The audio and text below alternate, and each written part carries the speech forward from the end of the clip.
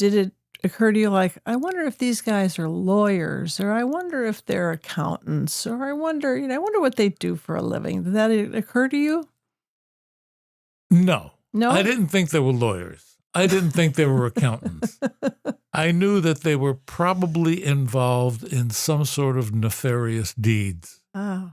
And were you afraid that something might happen to you? Not particularly. Not no, like Gert? At that time, no, not really. They seemed like really nice guys. The suits fitted them so well. Welcome to the Knife Wife podcast. I'm Suz, married to Bob Terzuola.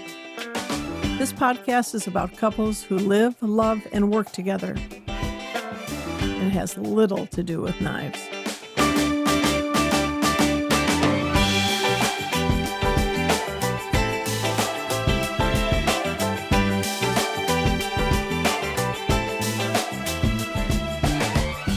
Well, here we are again with the Bob and Suz show. Say hi, Bob. Hello, everybody. What's your name? Bob. Bob what? Terzuola. There we go. All right. Well, not everyone knows if it's their first time listening. And I'm Suz. After all this time together, you still don't know my name? No, I have no idea. Come on. I know. I need help. Today is going to be us telling some stories that we just couldn't figure out how to bookend on a guest. And they are stories from another time and another life, but everyone knows who Bob was dealing with. We found out years later. And I never knew any people like, as Bob's children would say, Pop's friends. I had never met anyone, in my father, the insurance guy, Captain Safety, and my mother, Penny Perfect. This was not in our suburban Chicago life. Did I meet any people like this? And the first time I ever met some of Pop's friends, we went to a show in Miami, I think. Miami. And they met these three guys. They were all very nice. And we went to lunch. And when we got into the restaurant, we were given sort of a round table. And I was there first. And these guys all had on long jackets, like fingertip length jackets, like what, a safari jacket? Safari jackets. Yeah, they all had, because I didn't realize at the time that they were concealing their weapons. But, because I had no mind to this, I had no idea. And so when we went to sit at the table, it was like musical chairs. I had gone first through the door, so I went to the farthest seat, which was facing the door, and they all said, "Oh, no, here, sit over here." They wanted me to put my back to the door. Finally, I don't catch on so fast sometimes. I thought, oh, I get it. They're packing. I can sit with my back to the door. I have nothing on me. I can except my purse. So everyone found their seat facing the door, and we had a lovely lunch. But that was my first encounter with anyone that might have, I went to a daughter of a policeman's wedding once, and all the guys, when I was dancing with them, had guns. Holsters, because they're all policemen, Chicago policemen. So that made sense. And I did notice when one of these guys sat down at the table that he also had a gun on his ankle. And I'd never seen an ankle holster. This was fascinating to me, much more interesting than lunch. Easier to get to when you're sitting down. I believe that. Yeah. I will take your word for it. So anyway, many years ago, you were living in Guatemala. I was. You were. And you were married to another wife, Gail. Yes.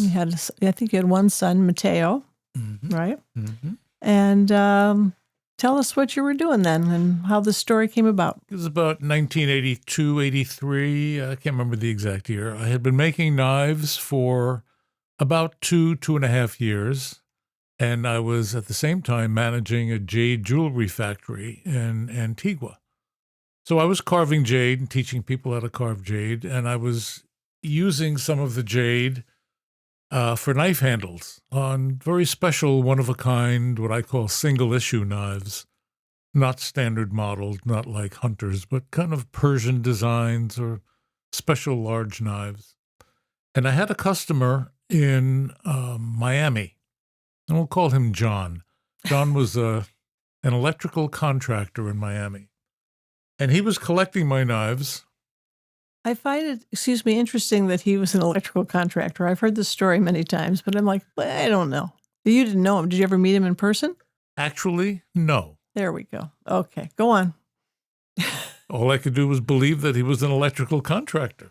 And Waste removal. he would call me up every once in a while and say, "Do you have anything with jade handles?" And every once in a while, I'd say, "Yes, I have this one or that one." And he'd say, "Well, send it on up," and it would add to his collection. I didn't make very many of them, but I did make some. And one day, I got a call from John from Miami, and he said, "I have a friend who really admires your work, and he would like you to make a set of 3 knives, a large one, a medium, and a small one, a Goldilocks set." Yes, with jade handles, right? With jade handles and sterling silver pins in the handles, polished blades, of course. And you were working and running a jade factory at the time, so you had a little. I had access to the machinery and the jade and so forth. So I started on this set. I drew it out and cut the steel out and so forth, and cut the jade. And I had a beautiful, beautiful black jade called chloromelanite jade. Spell that. No, I'm just kidding. I can spell it. I know you can. I can't. Anyway, it's a deep, deep black jade, which is actually super green, and it has little threads of emerald green running through it, little tiny threads, not very much. It's basically a black jade and takes a beautiful, beautiful high polish finish, the jadeite. So I started working on these 3 knives, and about 2 weeks later, I get another call from John, and he says, "This fellow's brother would like you to make him a set also. Can you make a matching set to the one you're working on?" I said, "Yeah, I see no reason why not. I had plenty of jade." So I proceeded with that, and I made some rather nice they were fixed blade knives, large, medium, and small. Right. And if people want to see them on our Instagram feed, there are pictures of one of the sets. Yes. Yeah. One of the sets. So I had a carpenter. We had a carpenter at the jade factory. And he made some very nice mahogany boxes fitted to the 3 individual knives. And so I had the 2 sets. And I called up John, and I said, "John, the knives are ready. I hope you guys have money, because I'm going to charge you $3,500 a set," which in 1983 was a lot of money. So this was like $7,000. I said, "Would you like me to send them up to you air freight," which is the way I'd sent previous knives up to him. And he said, "No, actually, these guys would like to meet you, and they're going to send you a ticket to pick up at your local travel agent, and they'd like you to come to Miami and deliver them in person." Pick up at your local travel agent. Your local Does anyone ever say that now? No. This, you got to remember, 83, this is the year before computers, and we actually had travel agents. Yeah. So I hop on the plane, and in those days, before all the high-tension panic set in all around the world, I could carry the knives in the cabin. And I had them I had these 2 sets of pretty dangerous knives, actually. They're big. They're very big. And I had them in my carry-on. And if you just hit someone with the jade handle, that's as dangerous as the knife blade. They're heavy. That they were. So I went up to Miami, and sure enough, at the airport, there's this fellow in a uniform, chauffeur's uniform, waiting for me with my name on a board. And he took me outside into this stretch limousine and drove me to this motel. Very nice, very clean, just outside of Miami, all painted pink with flamingos on the front lawn, as most Miami houses had. And he said, the brothers will be along shortly. Just go inside, make yourself comfortable. This is actually it was a bungalow type of thing. So I went inside, put the knife cases on a sideboard with a towel underneath them and so forth, and just left the door open and just waited for them. And about 10 minutes later, this other stretch limo comes driving up to the front door, and these 2 guys get out who looked like GQ models. They were gorgeous. One was more handsome than the other. Beautifully coiffed hair, well scrubbed, They were wearing, I would imagine, something like Armani suits, but I couldn't in those days, and probably even now, I couldn't tell an Armani suit from a Walmart off the rack. They were probably well-tailored and fit them. And they were well-tailored, fit them. They had gold cufflinks, very nice silk ties, obviously handmade Italian shoes. And they greeted me in Spanish because they knew I'd been living in Guatemala, and they knew that I spoke Spanish. And as soon as they opened their mouths, I knew they were Colombian. What? How do you know that? Because I'd worked in various places in Central and South America, Ecuador, Peru, Puerto Rico, Panama, Guatemala, El Salvador. And my Spanish was good enough that I could distinguish one national kind of accent from another, especially like an Argentine or a Peruvian. Definitely Panamanian and machine gun fast Puerto Rican speech, just like Cuban. Anyway, I knew they were Colombian. And why? Because that is... It's absolutely beautiful, beautiful Spanish. Colombian, to my mind, is the nicest, purest, cleanest Spanish. Very well spoken, very tempered. Like the King's English in English? Like yeah, I guess so. King's English. Very, very clean, very nice to listen to. Anyway, as is the custom with Latin Americans, we didn't jump into business right away. We talked about how was my flight, was the food okay? Be sure to have dinner here at the hotel. Everything is already covered and paid for. And for you at that time, you'd never had a collector like that. People had bought knives from you, but you never had. I mean, you have a lot of them now that are very wealthy. In those days, you're right. No, I didn't have that. Was a first. Yeah. So after a few minutes of chatting, we went over to the sideboard. They opened up the cases and they looked at the knives and they just started giggling to each other back and forth and picking the knives out and looking at them and handling them. And so, one saying, "Oh, my set is much nicer than yours. Yours isn't as nice as mine." And they were identical. All the jade came from the same stone. So at that point, they're Colombians. They're very wealthy. Obviously. Did it occur to you like, I wonder if these guys are lawyers, or I wonder if they're accountants, or I wonder what they do for a living? Did that occur to you? No. No? I didn't think they were lawyers. I didn't think they were accountants. I knew that they were probably involved in some sort of nefarious deeds. Ah. And were you afraid that something might happen to you? Not particularly. Not like Gert? At that time, no, not really. They seemed like really nice guys. The suits fitted them so well, I could see they weren't carrying anything underneath their armpits. Oh, well, maybe the guy in the car was. Could be the guy in the car. You never can tell. But anyway, the door was wide open. There were people passing by. It was, I was not worried at that time. It's interesting you left the door open. I would never leave the door to my hotel room open, but you left it open because you had a sense that you wanted to be able to leave? It was like a bungalow.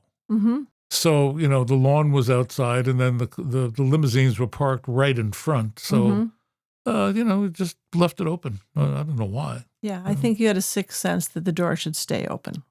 Could be. Anyway, they giggled and they looked at each other's knives and they, passed them back and forth and everything. Finally, they put the knives back in the cases, closed the cases, thanked me profusely, shook my hand, gave me a hug. Each one gave me a hug. Ooh, I didn't know the hug part. It makes it richer, Bob. That's very Latin. And Italian. And Italian, yes. And said bye. Thank you for everything. We really appreciate it. And away they went. Walked out the door. But they didn't pay you. They walked out the door. They didn't pay me. But I knew the money was coming. I just knew it. I mean, these guys, they weren't out to cheat me or anything like that. And as they walked out the door, the chauffeur of their limousine came walking in, and he handed me a brown paper bag, like you would pack your groceries in. Okay. Your lunch. Here's your lunch, sir. Here's your lunch. He handed me this paper bag, and he said, You've made them very happy. They appreciate your work and your workmanship, and they want to thank you again. And he hands me the paper bag.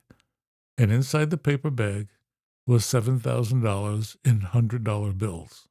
Hmm. Did they have any white powder on them? No, but you could probably smell it. Okay. And when you met these guys, and this just occurred to me, did they introduce themselves? Did they give you their names? They never gave you their names. Okay. No, never heard their names. Okay. Neither their first name nor their last name. Okay. Mm-hmm. Probably wise on their part. Probably. Yeah. Many years later, as when we were in Santa Fe and we had gotten onto the Usual Suspect network about knives, and it was a forum, knife forum and everything. Right, which I got I you told your the story. own. Which I got you your own. I should tell that story sometime. Yes. Thanks to you. Well, no, not that thanks to me. How you weren't very thankful when I set it up for you. Yeah, I know, but that's another story. Right. Anyway, I told the story, and people on the forum started asking me, well, was it this guy? Was it that guy? Yeah, and they were sending me pictures. Yeah. back and forth and back and forth. And I said, I'm not gonna identify anybody. I'm not going to figure these guys on the internet, right? However, I did find out that these two were the Ochoa brothers. And the Ochoa brothers were, I believe they ran the Medellin cartel. Mm-hmm. They did, right. I know that from watching TV, not Yes. because I know the Ochoa Pablo brothers. Escobar had the Cali cartel, as I remember. I may be mixing those two up. I can't remember. They had the One of them. Medellin. Mm-hmm. And those two had the Medellin cartel. Mm-hmm. And they were Pablo Escobar's rivals. Right. Which, if anyone watches anything about drug dealing in Central America in the 80s and 90s, if you have Bob with you, he's like having a docent. He knows everyone. I was watching the Pablo Escobar Netflix thing, and I said, are they going to kill him now? He goes, no, they're not going to kill him now. And much later at his house, I'm like, really? How do you know this? Everybody knows this, he said. I said, well, I didn't know it. Anyway, so you identified them as that. They were the Ochoa brothers. Mm-hmm. Okay. And they paid me. And you hug them, Bob. They hugged me. We should make T-shirts. What I hug the Ochoa brothers. No, I wouldn't do that. Anyway, there's a coda to this story. Yes, and there the coda is years ago when I was at a Eugene, Oregon show, after I had moved up to the United States, I met a collector of mine who shall remain nameless. But we named him on another episode. Hint, I hint. knew him. He had been collecting my knives for a while. And selling them. No, he was collecting them. At that time, he was not selling my knives. Mm. Later on, he did start selling them fairly recently. Yeah. But at that time, in the late 80s, I think, maybe early 90s, he was collecting. He came up to me at the Eugene, Oregon show, and he said, Bob, I got 2 sets of knives with jade handles. Can you tell me about them? And I said, wow. He wouldn't tell me where he got them or how he got them. I later found out that this particular collector had been involved with cocaine, and he knew the Ochoa brothers, and they gave him those 2 sets because they knew that he knew me and was collecting my knives. Mm. And as a thank you for services rendered, which I never asked what the services were, they gave him those 2 sets. Mm. One set was purchased by a friend of ours, Elliot Glasser, who since passed away last year, but it's in his son's collection and will probably remain there. Mm-hmm. And the other set was bought by Axl Rose from the rock band Guns N' Roses. Right. And that's where they reside to this day. Mm-hmm. And that's the story of the 2 sets of 3 jade-handled knives. Right. For the Colombians, you call them. In your book, you have a little, you tell the story in your book as well. Knives for the Colombians, yes. Yes. Well, once again, I am amazed that my husband has hugged me and the Ochoa brothers. Certainly nothing in my wheelhouse ever. I only miss And Pablo Escobar. I never hugged him. I never actually wow. met him. Oh, well, is he still alive? Do you Who? know? Pablo Escobar. No, they got him on the front. Oh, that's right. They killed him. got I watched them kill them on Netflix. on the How could I patio of his forget home. that? And yeah. Yeah, and the woman who played his wife in the show was a woman I worked with Kevin Kline in a movie called Trade.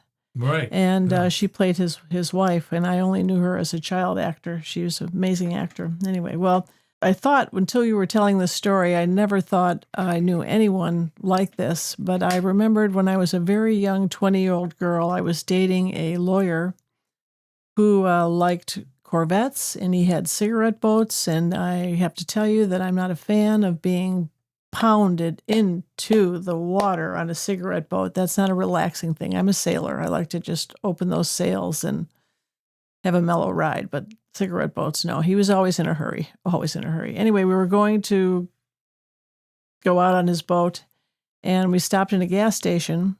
And you have to remember, I had never seen anything like this in my life. And he said, "Oh, hand me my wallet out of the glove box." And I opened the glove box, and there's a handgun in there. And I was like, what does he need a handgun for? But I was really young and naive.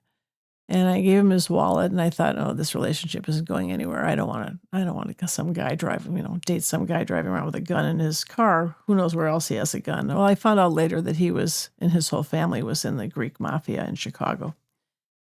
And that had ended, and a few days after that ended, my doorbell rang at like 8 o'clock in the morning, and I asked who it was, and she said, "This is Delilah Atzos," which is not really their names.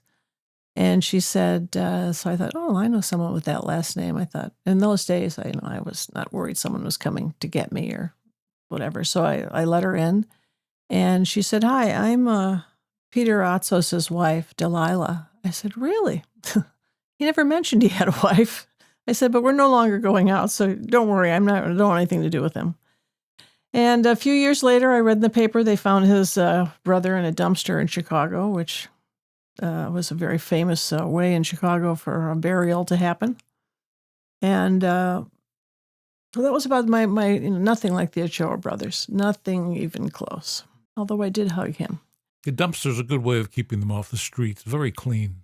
There he is? Okay, Yeah. well, I know nothing about, only what I know about this is from the movies. But anyway, we continued those three guys that I met that time that we went to lunch, sort of hooked you up with somebody else in your life who was a knife collector and sort of a famous person. I got the pleasure of meeting him. He had a great sense of humor. Well, the three guys that we had lunch with that day had been Marine security guards at the embassy in Guatemala, and that's how I got to know them. Mm-hmm. And they were up in Miami. They were just visiting and stuff. One of them... Just visiting, yeah, Pop's friends, yeah. One of them was Jim Weisenhorn, who passed away a couple of years ago. Who And I I loved. think we told the story of cutting the lock out of the trunk of a car did. from smugglers and rescuing And that was Jim. migrants. Yes. Right. Okay, that was Jim Weisenhorn. Mm-hmm. The other fellow was Jeff Caudill, Mm-hmm. and Jeff was also a Marine security guard. He moved to Los Angeles, and he became I don't know if you'd call it the bailiff or the sergeant at arms in the court, a superior court in Los Angeles of Judge Lance Ito. And Judge Lance Ito was the O.J. Simpson trial judge. Right. Very noticeable, easily recognized. And Jeff hooked me up with Judge Ito, and we became kind of good friends. And he wanted you to make a knife he could bring into the courthouse. He wanted a knife that could get past security and so forth without being detected. So I made him one with a ceramic blade and carbon fiber scales and very, very little metal that wouldn't get detected. It's really sharp. And yeah, and he loved that knife. And there's a story involved with that also. But Judge Ito had a great sense of humor. I know. And We were at lunch with him, We were or at- dinner. I don't remember which. Well, we had lunch and dinner with him in Miami, and not Miami, Orlando, at the Orlando Guild Show. Mhm. And he handed me his business card. And I said, it doesn't say Lance Ito, Judge, Superior Court, Los Angeles. I said, no, it doesn't. It says Randy Nakamura, Yeah, Randy Nakamura, which I thought was just comedian and entertainer. And often mistaken. he says, often mistaken for Judge Lance Ito. Right. That's what the card said, with the number. People would stop him on the street and say, are you that judge that let that guy go, that you let O.J. Simpson just go scot-free? And he would hand them the business card and say, no, that's not me, that I'm often recognized as I'm him. often mistaken for but him. I'm actually Randy Nakamura. Right. So at one of those meals, you guys started talking about your love of flashlights. And in my life, I had one flashlight in the house. Probably that was it. I didn't realize flashlights, pens, knives, watches, all live in the same world. And guys who collect knives collect all of those items. And you started talking about, you were really geeking out on these flashlights, talking about your favorite flashlights. And it was all a blur to me because they meant nothing. Well, flashlights were really important to us in Guatemala because, we'd have little earthquakes. The lights would go out in the middle of the night. You'd have to go get the kids, run to the front door, whatever. The same reason we're not allowed to have any art or any framed or any glass anywhere near hanging over the bed. Not allowed. Even though we're not having any earthquakes here, and certainly in Santa Fe, we didn't have any earthquakes. Right. But you never know. So, okay, I give you that. So anyway, I understand why you needed them, and, I understand why I didn't need them, because in Chicago, there's, Yeah. When I had my farm, I had one by the back door, and if in the middle of the night I heard something outside, I'd go out, and it was usually a coyote or something. So one day I get a package in the mail from Judge Ito, and it has a very nice flashlight in it, not particularly big. And he said, Bob, we talked about flashlights, and you can never have too many flashlights in your life. That's true for you, because in our house, there's 3 in every room at least. All over the place. Yeah. So I said to myself, So I searched around and looked around and got him a slightly bigger flashlight in terms of candle power. And I sent that to him. And I said, you're right. You never have too many flashlights. I hope this one will help you when you're walking your dog at night. And about 2 weeks later, I get another flashlight back, a different one, more powerful than the one I sent to him. Mm-hmm. And Judge Ito said, I hope you like this flashlight. It's a little bit more powerful, and I really enjoyed the one you sent me. He's up in the game now. Oh, upping the game. Okay, so I looked around. The most powerful flashlight I could find had something like 10,000 candle power. It was rechargeable. And I remember you buying it and shipping it. And I was like, where does this end? Yeah, it would end with a lighthouse or something like that. Anyway, I sent that to him. Searchlight. And sure enough, Judge Lance Ito wins the competition. He sent me a 1 million candle power searchlight. You hold it with, almost with 2 hands. Enormous. And we actually used it in Santa Fe when our cat, Columbus, went running away, and he went down by the river, and he must have been, 800, 1,000 yards away. And we were looking for him at night and finally I got the Lance Ito searchlight out and flashed it around, and there was Columbus. And I could see his eyes looking back at me.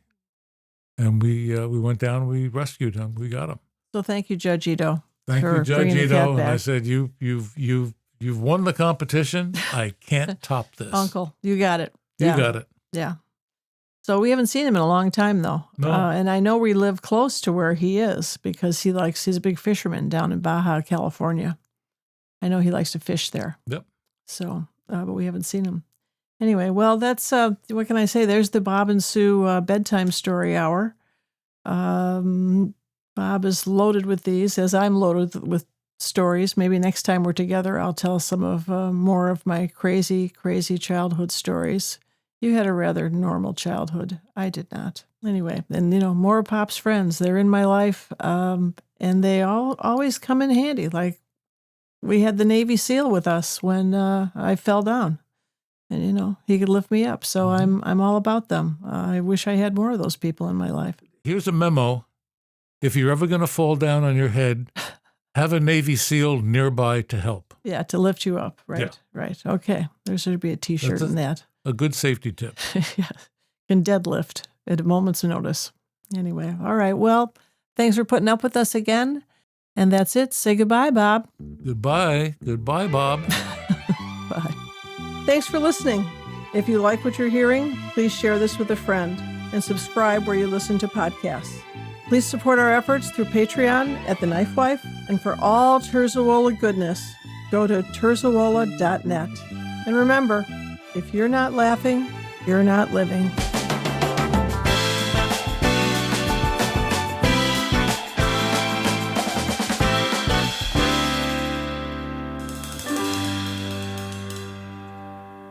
Comments and questions can be made on Instagram at The KnifeWife Podcast or our Facebook group, The KnifeWife Podcast. And if you're a couple who work together and would like to be on our podcast, tell us about yourself with an email at eccentricsuz.com or terzuola.net.